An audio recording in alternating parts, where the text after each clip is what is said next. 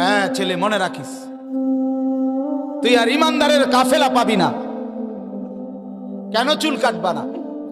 তুমি মুসলমানের ঘরে জন্ম নাও নাই? দোস্ত আমার, হাস্য রসিকতা করে কেউ দাঁড়ানোর দরকার নেই। আমি কোনো তোমার কাছে ভিক্ষা চাইতেছি না, তোমার আখেরাত চাচ্ছি। নাকি আমার আখেরাত? না, তোমার আখেরাত। বলো ভাই, তোমার আখেরাত, তোমার ভালো চাচ্ছি, তোমার কল্যাণ চাইলাম, তোমার উপকার চাইলাম। তোমাদের কাছে আমার হাত জোর করে অনুরোধ। ইসলাম অশ্লীলতাকে রোধ করে ভাইয়া। আমরা মুসলমান, আমাদের থেকে মানুষ শিখবে।